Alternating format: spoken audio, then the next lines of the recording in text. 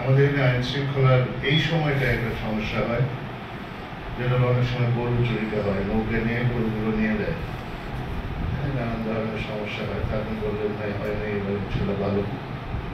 আর মাদকের যে কথা বললেন, এই মাদকের এক সময় আরো বড় সাম্রাজ্য ছিল। আমি আমার সময় এখানে ডিজি মাদকের, ডিজি বিডিআর সবাই এনে মিটিং করে আমরা মানে বিশাল সমাবেশ করছি গোলামরে হাই স্কুলে, অনেকটা কন্ট্রোল আসছে। ইদানিং কালে লক্ষ্য করা যাচ্ছে মাদকটা নদী পথে আসতেছে, চরগুলোতে থাকতেছে, চর থেকে আবার রৌমারি আসতেছে, রাস্তাটা এটা চেঞ্জ করে ফেলছে। ঠিক আছে, এখন যদি মাদক বন বর্ডারের চেয়ে আপনি চরে, ওই যে আপনার পুলিশ চরের ওই পাশে কোন চর আছে ওখানে পাবেন, কলুয়ার চরে পাবেন, এইরকম বিভিন্ন চরগুলোতে এখন শেল্টার নিচে ছোট ছোট মাছের নৌকাগুলো আছে। এই মাছের নৌকাগুলো খুব স্পিডি, এইটা দিয়ে এখন চলাচল হচ্ছে মাদক পর্যাপ্ত পরিমাণে। এটা উলিপুরের ওই দিক দিয়ে ঢুকতেছে বেশি করে, আর আমাদের এদিকেও আছে। আমি লক্ষ্য করছি আপনি অনেক মাদকের মামলা দেন, মাদকের কামলারা ধরা পড়ে, এই যে যাদের মাল তারা ধরা পড়ে না কেন? আমি ধরা পড়ছি, আমি মালটা কার কাছে নিছি, সে লোকটা কে? একজন তো আমি সেই আসামি ধরতে দেখি। আবার কি দেখি গডফাদার থানার বারান্দাতে ঘোরাফেরা, তারা ওদের গলা ধরি বেড়া ফেলেছে। এইটা কিন্তু দৃষ্টিকোণ। আমি যে ছেলেটা চিনি যে এই মাদকের বাবা, ও দেখি তারকার গলা ধরি বেড়ায়, তাহলে কি হবে? হ্যাঁ, বিডিআর এর উপর দোষ দিলেন, বিডিআর গরু ধরে পাবে না, বিডিআর কতক্ষণ পাহারা দিবে? আমার গরু আসে নদী পথে, সাঁতরে এসে আমার কামড়াচ্ছে, এই ঝড়ের মধ্যে ওই পানি যাবো।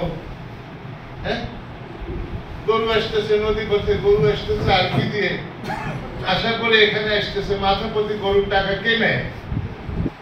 কে খায় টাকা? আগে এই ওসি আসার আগে এক রেট ছিল, এই ওসি আসি বাড়ায় দিচ্ছে। কি সহযোগিতা কে করেন?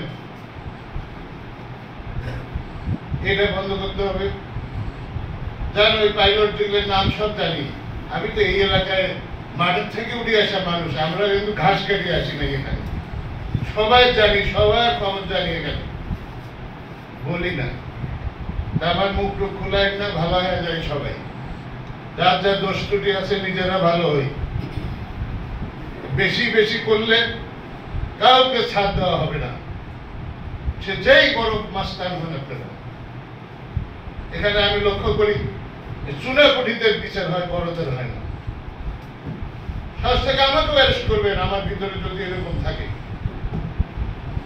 ঠিক আছে?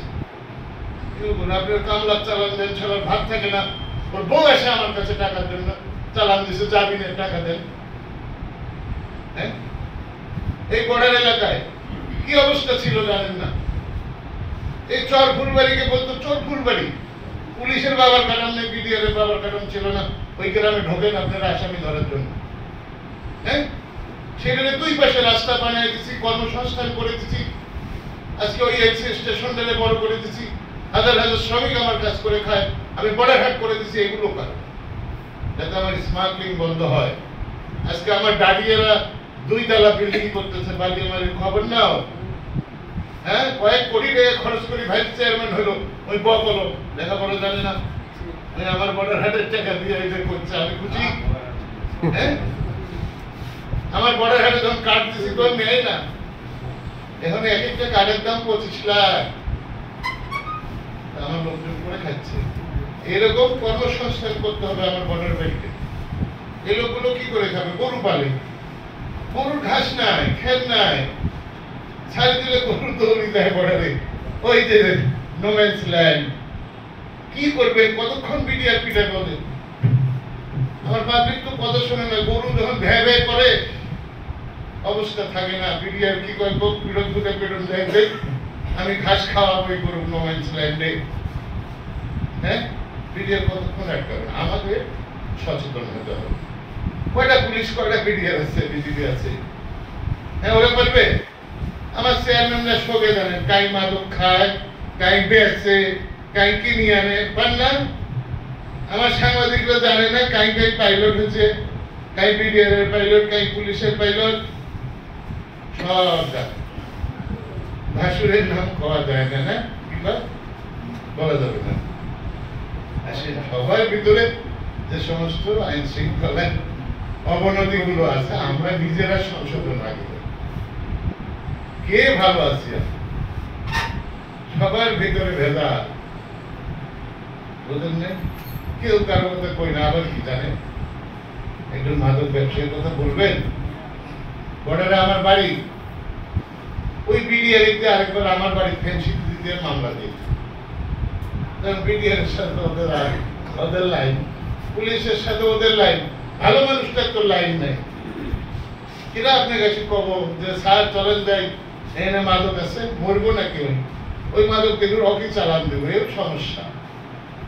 বর্ডারে ভালো মানুষগুলো টিকতে পারে না।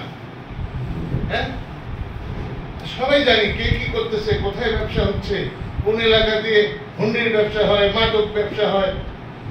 একটা হুন্ডি ব্যবসা আপনারা ধরেন না, মাদকের টাকাটা যায় হুন্ডি দিয়ে। যে একটা হুন্ডি ব্যবসায়ী ধরে নিয়ে আসেন না কেন? সব টাকাগুলো ওদের মোবাইল চেক করেন, মোবাইলে টাকা যাচ্ছে কোটি কোটি টাকা। হ্যাঁ, এগুলো কথা কন তো, এগুলো না মিটিং শিটিং না, নিজেদের সচেতন হতে হবে।